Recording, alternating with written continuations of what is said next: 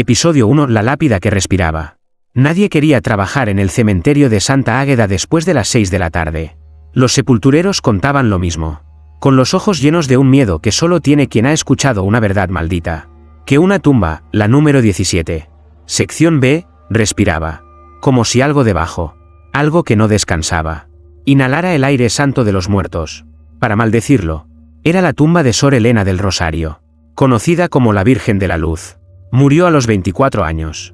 Y dicen que su cuerpo nunca se descompuso. El Vaticano la nombró beata. El pueblo la veneraba. Cada día, decenas dejaban flores, cartas y rosarios. Le pedían milagros. Le rogaban por sus hijos, sus enfermedades, sus pecados. Pero nadie sabía que esa tumba pedía ser olvidada. Una noche, Julián, el nuevo guardián del cementerio, decidió quedarse más tarde. No creía en supersticiones. Llevaba una linterna, una Biblia y una pistola oxidada por si algún loco se colaba entre los nichos. A las 3:14 de la madrugada, hora que luego nunca pudo olvidar, escuchó lo imposible. Un suspiro, largo, profundo, de mujer, desde la tierra. Corrió hacia la sección B. La niebla cubría las cruces como dedos sucios. Y ahí estaba. La tumba 17, temblaba, respiraba. «Hola», dijo Julián, temblando. «¿Hay alguien?». La lápida crujió. Un leve hilo de sangre resbaló por la inscripción que decía, «El alma más pura, ya entre los ángeles». Y entonces, una voz quebró el silencio. «No reces por mí. No soy santa. Me enterraron con una mentira». Julián cayó de rodillas. Intentó orar, pero su lengua se trababa. El frío le cortaba la espalda. Y la voz seguía, cada vez más clara. «Yo no salvé a nadie. Yo oculté un pecado que quemaba como fuego». A la mañana siguiente, lo encontraron en el suelo, con los ojos abiertos, congelado por dentro. Nadie creyó su historia, pero en su bolsillo encontraron un papel arrugado que no estaba la noche anterior. Solo tenía 5 palabras escritas con sangre. «No desentierren a la Virgen». Episodio 2. La carta que no debió leerse. La hermana Carmen no creía en fantasmas, pero sí creía en voces, y esa noche, en su celda del convento, la escuchó rezar desde la tumba. Sor Elena había sido su amiga, su confidente, su hermana de fe. Nadie lloró más que ella el día de su entierro. Nadie defendió más su santidad. Hasta esa madrugada maldita. A las 2:46 a.m. Carmen se despertó empapada en sudor. No por una pesadilla, sino porque alguien, o algo, rezaba desde el patio del convento, con la misma voz dulce de Elena. Pero las palabras no eran oraciones. Eran súplicas. «No me perdones, Carmen, yo mentí. Yo mentí», temblando. La monja salió descalza al patio. Todo estaba en silencio, salvo el murmullo de los árboles. Pero en el suelo, bajo la estatua de la Virgen María, había un sobresellado con cera roja. No tenía remitente, ni fecha, solo 2 palabras. Para Carmen. Contra todo instinto, lo abrió. Adentro, una carta escrita a mano, letra temblorosa, manchada por lágrimas. «Oh sangre, si estás leyendo esto, es porque no me escucharon, porque Dios ha callado y el infierno ha respondido. Me llamaron santa, pero jamás lo fui. Me arrodillé 1000 veces, pero no por devoción, sino por miedo. Hay un secreto en el altar. No lo toques, no lo mires, no lo digas. Y si rezas por mí, te responderé, pero no será con bendiciones». Carmen cayó de rodillas. Gritó, pero nadie la oyó. El viento arrastró las últimas palabras de la carta como un susurro maldito. Desde la ventana de la capilla, una vela se encendió sola. Y en el confesionario, alguien respiraba desde dentro. Aunque no había nadie, Carmen lloró toda la noche, abrazada a su rosario, rezando una y otra vez. Pero esta vez, no rezaba por los demás, rezaba por su alma, porque ahora sabía que su amiga no descansaba en paz, y que el altar del convento ocultaba algo que nunca debió bendecirse. Episodio 3. El altar que respiraba culpa. El convento de Santa Águeda tenía un altar central construido sobre piedra volcánica, traída, según las leyendas, de una montaña maldita donde nadie podía rezar sin llorar sangre. Era hermoso, digno de una virgen santa. Pero Carmen ya no lo veía así. Desde que leyó la carta, el altar le parecía vivo. No simbólicamente, no en la fe, vivo de verdad. Cada vez que se arrodillaba frente a él, sentía que algo la observaba desde el interior, que la madera crujía, no por los años, sino por los lamentos atrapados bajo ella. Una noche, incapaz de dormir, Carmen decidió volver a la capilla. Las demás hermanas dormían. El aire era pesado, cargado de incienso y ceniza. Encendió una vela, caminó hasta el altar. Y ahí, por primera vez, lo vio, un leve resplandor rojo salía por la grieta central de la piedra, como si debajo hubiera fuego. O algo peor. Dios me perdone, susurró. Colocó la oreja sobre el altar. Y escuchó. Si abres la piedra, me liberas. Pero si la dejas cerrada, otros morirán en mi lugar. Era la voz de Elena. Más débil, más rota, y no suplicaba esta vez. Advertía. Carmen retrocedió. Tropezó. Cayó al suelo. Y entonces lo vio todo con claridad. El altar tenía símbolos tallados que antes no estaban ahí. Pequeñas cruces invertidas, escritas en un idioma que no era latín, ni griego, ni humano. Algo había grabado eso desde dentro. Y en el centro, donde siempre se colocaba el cáliz de la comunión, ahora había una marca quemada en la piedra, una mano. Como si alguien hubiese intentado salir. Carmen corrió.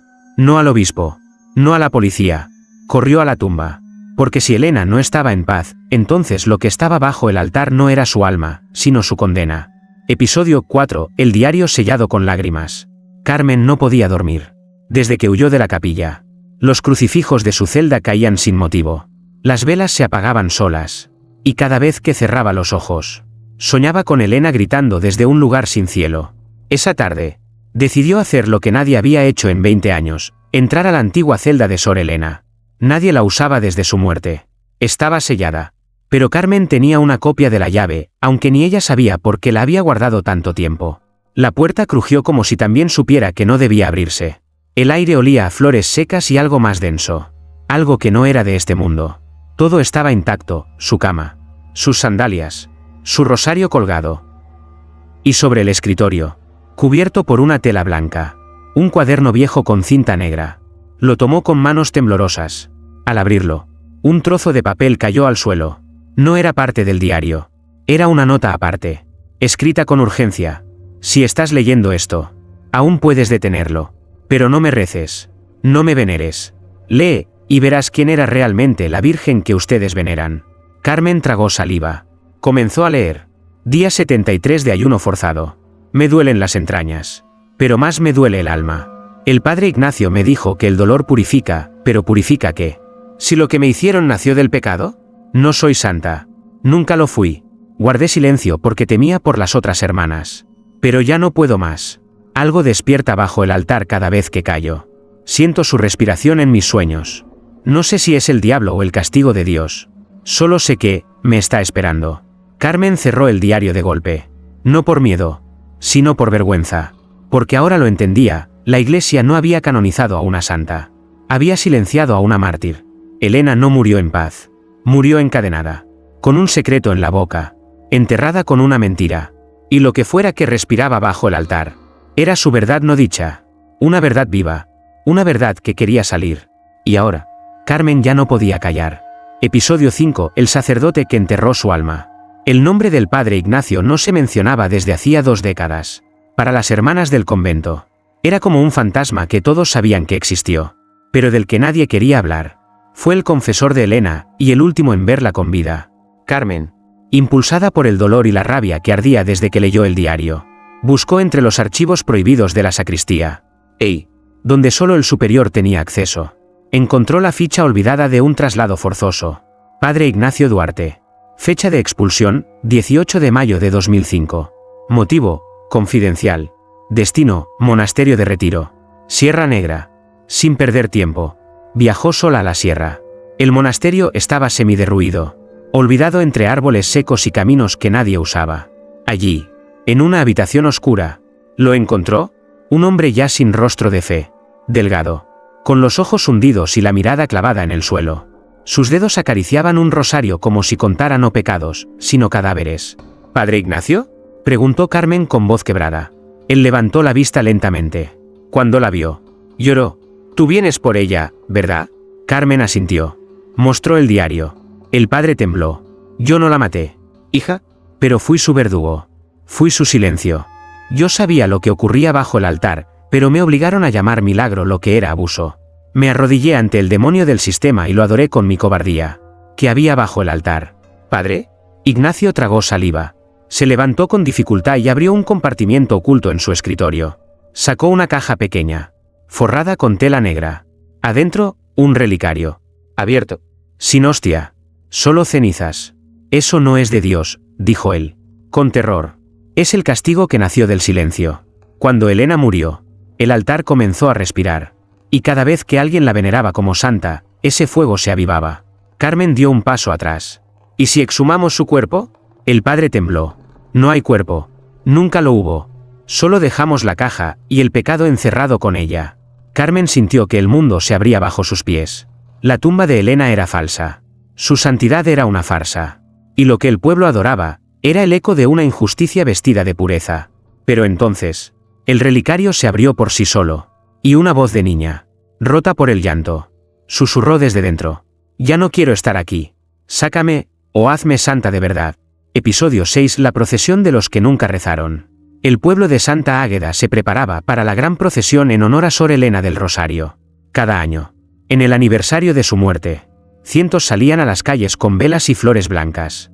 Le cantaban, le rezaban, la trataban como santa. Aunque el Vaticano aún no la canonizaba oficialmente. No hacía falta, para ellos. Ya obraba milagros. Pero este año, la procesión no fue igual. A Carmen le temblaban las manos. Guardaba el relicario maldito en su bolso. Las cenizas de Elena pesaban como una cruz de plomo. El padre Ignacio le había dicho que si se abría esa caja en público, la verdad gritaría por fin. ¿Estás segura? Le había preguntado él antes de bendecirla por última vez. No vine a pedir permiso, respondió ella. Vine a liberar a la mujer que ustedes encerraron en un altar. La procesión avanzó por las calles empedradas. Los cantos sonaban huecos. Las estatuas temblaban con el viento. Y cuando pasaron frente a la iglesia, el suelo vibró. Nadie lo notó, excepto Carmen. Subió al altar. Nadie se lo impidió. Todos pensaban que iba a leer un salmo. Pero cuando abrió el bolso y sacó el relicario, el aire cambió. Las velas se apagaron. Los perros comenzaron a aullar. Y desde el campanario, cayó un cuervo muerto, con las alas abiertas como si fueran de mármol. Esta es la verdad de Sor Elena, dijo Carmen, con la voz quebrada. No una virgen, no una santa.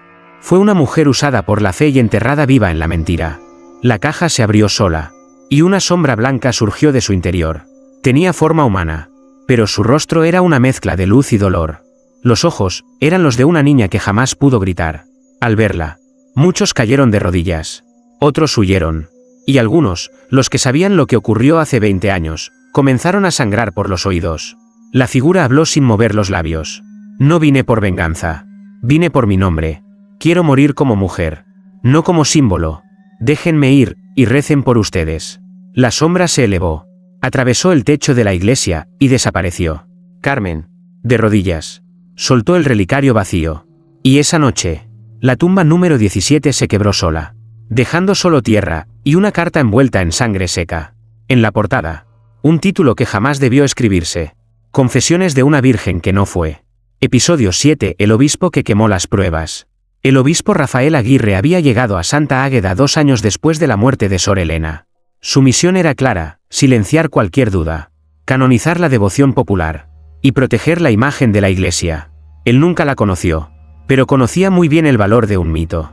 Hasta que recibió la llamada. Excelencia, dijo una voz al otro lado del teléfono. La hermana Carmen abrió el relicario. Y algo salió de él. La línea se quedó en silencio. Luego, solo una orden. Entiérrenla en silencio. Como a Elena. Pero Carmen ya no era una niña obediente. Ni una monja temerosa. Era la portadora del pecado olvidado. Y ahora tenía en sus manos la carta hallada en la tumba rota. Firmada por Sor Elena con su propia sangre. Una confesión. Un testimonio de lo que ocurrió realmente la noche en que murió. Los abusos. Los votos rotos. El encierro. El silencio impuesto por el entonces padre Ignacio, y avalado por la diócesis. Carmen sabía que no podía entregarla a la policía. Sabía que la iglesia lo negaría todo. Pero aún había un lugar donde podía alzar la voz. La misa dominical. A las 11 de la mañana. Subió al púlpito sin permiso. El templo estaba lleno. El obispo Rafael en primera fila. Flanqueado por curas. Todos con las manos cruzadas, y las conciencias más sucias que sus sotanas. Hoy no vengo a hablar de Dios, dijo ella. Vengo a hablar de lo que los hombres hacen en su nombre. Sacó la carta. La leyó. Cada línea. Cada llanto atrapado en tinta y sangre. El pueblo escuchaba en shock. El obispo, impávido. Pero cuando Carmen terminó, una grieta abrió el altar, como si las piedras también quisieran vomitar la mentira. El obispo se levantó, se acercó, le arrebató la carta, y delante de todos, la quemó con una vela consagrada. «¡Mentira!», gritó. «¡Sacrilegio! ¡Blasfemia!». Pero antes de que pudiera seguir, la cruz del altar cayó sola, rompiéndose en dos, y del suelo surgió una brisa fría, un lamento, una voz que todos escucharon al mismo tiempo. Yo hablé, y ustedes me quemaron otra vez. Los vitrales estallaron, las velas sangraron, y el obispo comenzó a gritar con una voz que no era suya, una voz femenina, una voz enterrada, una voz que ya nadie podía callar. Episodio 8: El confesionario que escupía nombres. Desde aquel domingo, la iglesia de Santa Águeda dejó de ser un refugio de paz. Nadie volvió a entrar, nadie se atrevía a tocar las puertas, porque cada noche las campanas sonaban solas a la medianoche. Y desde dentro, el confesionario murmuraba. Era un sonido rasposo, como de madera desgarrada. Pero los que vivían cerca afirmaban con miedo que se trataba de palabras. Nombres. Carmen lo comprobó por sí misma. Una madrugada, impulsada por algo más fuerte que el miedo, entró al templo vacío. En su mano llevaba un crucifijo bendecido. En su bolsillo, una grabadora. Y en su pecho, una promesa a Elena, que no sería olvidada. Avanzó entre las bancas cubiertas de polvo. El aire olía a incienso rancio y humedad podrida. Y entonces lo oyó. Padre Esteban, hermana Clara, Monseñor Vicente. Uno a uno. El confesionario decía nombres de religiosos que aún vivían. Algunos ya retirados. Otros, aún en activo. ¿Quién los nombra?, susurró Carmen, con la garganta seca. El confesionario crujió, y la puerta lateral se abrió lentamente. No había nadie dentro, pero el aire allí tenía sabor a ceniza.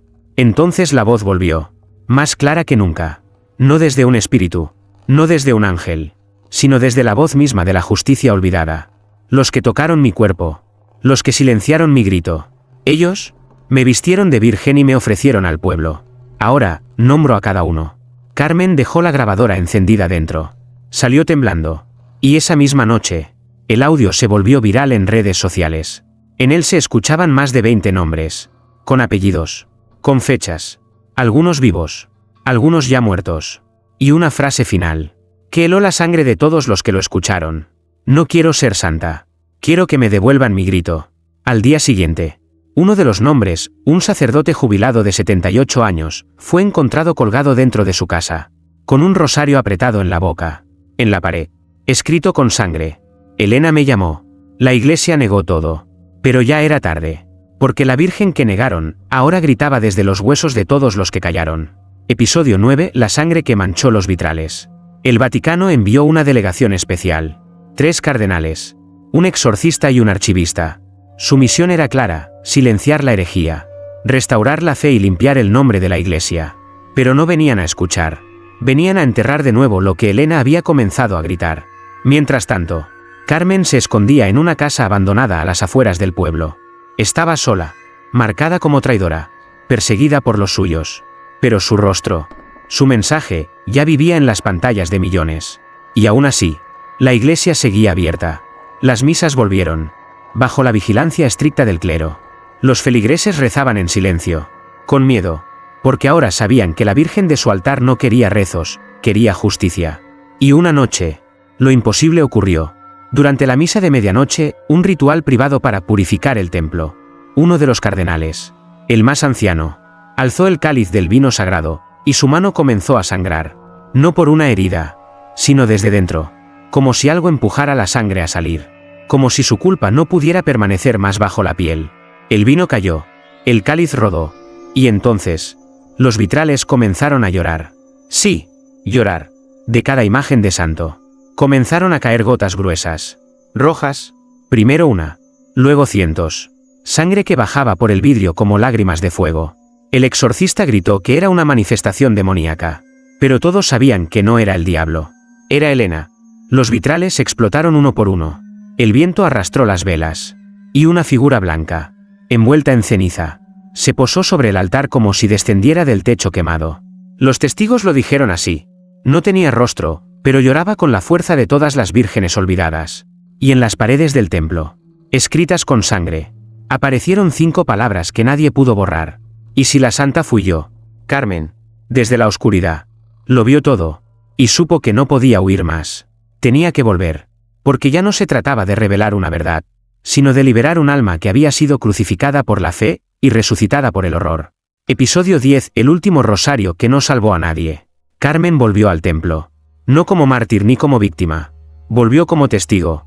El pueblo la vio entrar sola, mientras las campanas tañían sin cuerda, y el altar aún mostraba las manchas de sangre en sus grietas. Nadie la detuvo, ni los fieles, ni los sacerdotes, ni los cardenales, porque en el fondo, todos sabían que ya no mandaban en esa iglesia. El espíritu de Elena caminaba entre las bancas, invisible para muchos, pero no para Carmen. Ella sentía su presencia como un frío delicado en la nuca, un susurro de ceniza entre los vitrales rotos, un eco de rezos no respondidos. Se arrodilló frente al altar, sacó su rosario, no para rezar, sino para entregárselo. Este fue el primero que me regalaste. ¿Recuerdas? Susurró, con la voz temblando. Me dijiste que cada cuenta guardaba un secreto, pero tú llevaste el más grande hasta la tumba. El rosario, de cuentas blancas y cruz de madera, comenzó a agrietarse. Una a una, las bolitas se rompían, como si algo dentro hubiera estado encerrado durante años. Y cuando cayó la última cuenta al suelo, una voz de niña llenó toda la iglesia. Yo no quería ser santa, solo quería que me creyeran. Carmen cerró los ojos. Las paredes temblaron, las estatuas lloraron agua salada, y del suelo surgió una luz, no brillante, no celestial, una luz gris, como la verdad, fea, cruda, innegable. Esa luz dibujó un cuerpo, el de Elena, no flotando, de rodillas, con los brazos abiertos, y una corona de espinas hecha con los hilos rotos de todos los rosarios que usaron para callarla. Los cardenales retrocedieron, uno cayó desmayado, otro comenzó a rezar en latín con voz temblorosa, pero Carmen dio un paso adelante. Ya no tienes que arrodillarte, Elena. La figura la miró con ojos vacíos, tristes, eternos, y por primera vez, sonrió. La iglesia entera se llenó de una calma extraña, como si alguien, después de siglos, por fin hubiera sido escuchado. El cuerpo de Elena comenzó a deshacerse en polvo, no en ceniza, en luz, una luz suave que no quería castigar, solo irse. Y cuando desapareció por completo, una última frase quedó escrita en el suelo de piedra, como grabada con lágrimas. Gracias por no rezar por mí, sino por la verdad. Episodio 11. El evangelio que sangraba entre las páginas. Después de la desaparición del espíritu de Elena, la iglesia cerró sus puertas, oficialmente, por restauración. Pero los fieles sabían que nadie quería entrar porque la piedra del altar aún lloraba por las noches. Carmen, en silencio, se retiró del pueblo. No huyó, solo necesitaba respirar lejos de los ecos de una fe torcida. Se refugió en una pequeña casa al pie del bosque, llevando consigo lo único que no se quemó aquel día, el diario completo de Elena. Hasta entonces, solo había leído fragmentos, confesiones sueltas, dolor a trozos. Pero esa noche, bajo la tenue luz de una lámpara de aceite, decidió leerlo completo, y fue ahí donde lo encontró. Una hoja pegada al final, cosida, oculta. Una página que no estaba escrita con tinta, sino con sangre seca.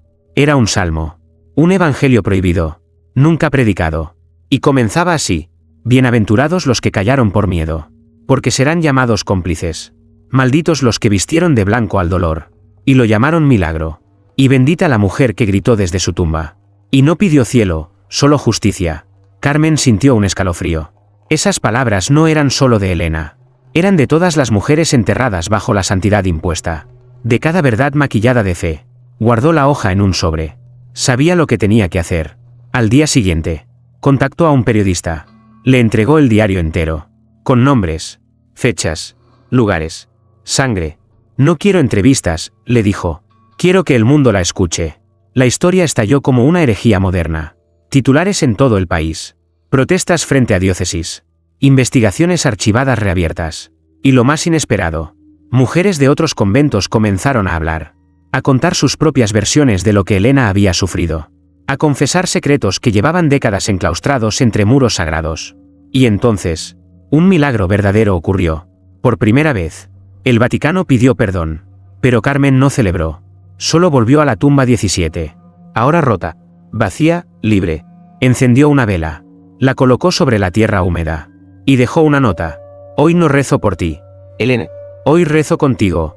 Episodio 12. El altar que aprendió a pedir perdón. Pasaron 6 meses desde que el diario de Elena sacudió los cimientos de la iglesia. Algunos sacerdotes dimitieron. Otros desaparecieron en la vergüenza. Y una orden llegó desde Roma: el convento de Santa Águeda sería clausurado, para siempre. El pueblo no lo lamentó, porque en su lugar nació algo más poderoso que un templo, nació la memoria. Carmen volvió. Una última vez. Caminó entre los escombros con una calma solemne. La iglesia ya no tenía techo. Las bancas estaban cubiertas de polvo. Pero el altar seguía ahí. ¿Roto? Grieteado. Como una herida abierta que por fin respiraba.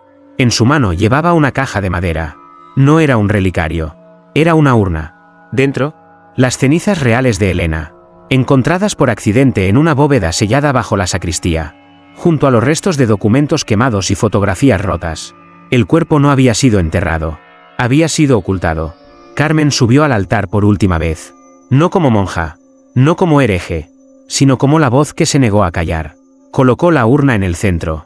Sacó una hoja y leyó en voz alta las últimas palabras que Elena había escrito. Con letra firme y mano temblorosa. No me lloren. No me recen. Vivan. Griten. Y que nadie vuelva a llamarse santa, sin haber sido primero escuchada. El viento sopló fuerte. Y en ese instante, una bandada de cuervos voló sobre el convento en ruinas. Como si cerraran un ciclo. Y algo milagroso ocurrió. Por primera vez, el altar no sangró. No crujió. No tembló. Solo se iluminó con la luz del sol, atravesando los muros rotos. Como si incluso Dios pidiera perdón. Carmen sonrió, con lágrimas en los ojos. Besó la urna. La enterró ahí mismo, en el centro del altar. No con mármol, no con incienso, sino con tierra y verdad.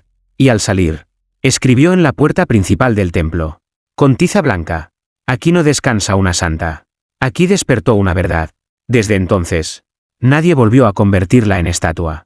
Porque Elena ya no necesitaba ser venerada, solo recordada.